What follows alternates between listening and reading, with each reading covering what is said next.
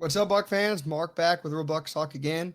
We're going to talk about another hot take that people will probably like. I mean, most Buck fans don't like Donovan Smith, even though we here at Real Bucks Talk kind of appreciated him and knew his value. But his level of play dropped a lot last year, and it seemed like it wasn't just his physical play, but it was also his up in his head mentality. I mean, it didn't look like he was all the way there. And his cap hit is huge. So we're in a space where we're trying to shop at Walmart instead of Publix right now, just like everyone else in this poor economy. But so look at Pewter Report on the screen. Bucks expected to release Donovan Smith, shuffle the O line. So why is that? Like I mentioned, that big cap value turns 30 years old in June. Still only 30. It's not that old.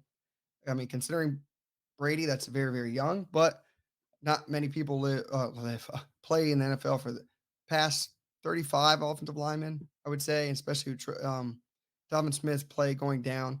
But his current cap value right now, 17.9 million this year, crazy high.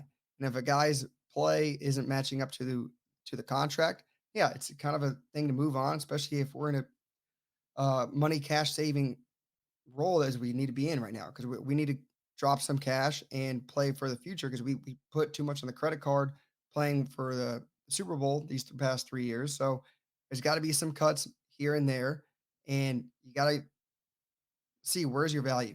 And Donovan Smith is probably going to be one of these cap casualties. What do you get if you release him? Release him, you'll save 9.95 million, but still have a 7.95 million worth of dead cap on his head. So it's funny. They come out with a story right here. This was earlier in the morning today. And then what happens at the combine? What question do they ask Jason Light? Let's hear what they ask him. That remains to be seen. We haven't seen it yet in the NFL. I think has all the traits to do it. If that were the case, to do it.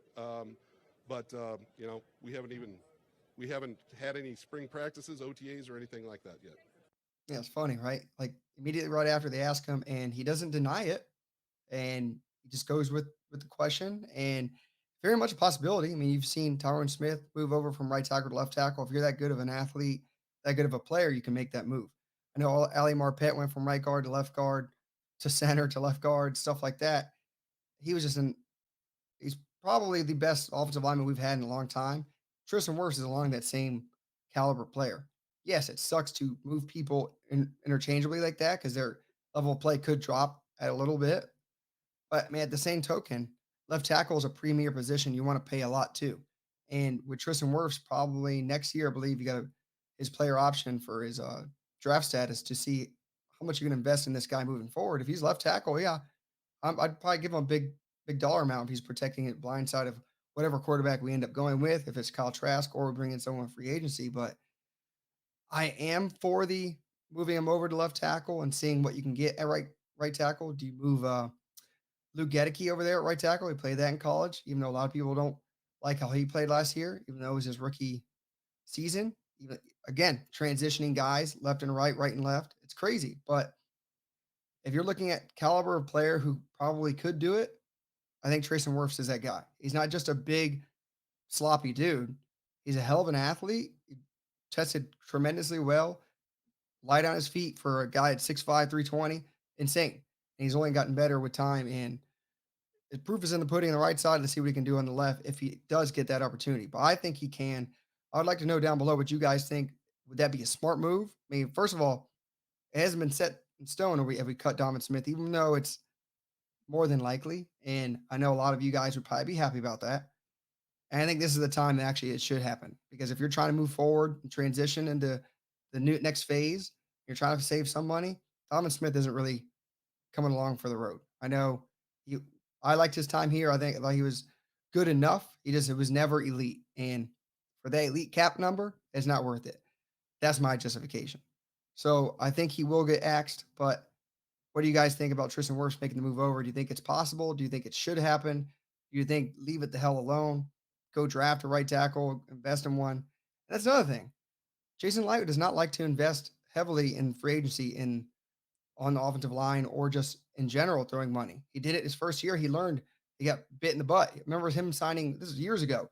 What was it, George Johnson from the Bengals, the long neck defensive end? That didn't work out so hot, did it? And then he signed out Anthony Collins, another try to transition him from right tackle to left tackle. That didn't work at all. So that's another thing.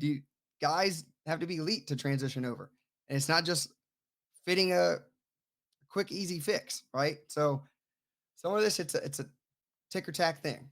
Is it going to be successful or not? We don't know, but I would I'd lean more towards Tristan Wirfs being a pretty good left tackle. But that's remains to be seen, guys. Let us know down below what you think. I know Jason Knight's not going to go spending big. We can't spend big. So let us know. Donovan Smith, should he be gone? Is he going to be gone? And Tristan Wirfs, is he going to be your left tackle next year? Let us know down below. Hit the like button, help support the channel. And with that said, until the next one.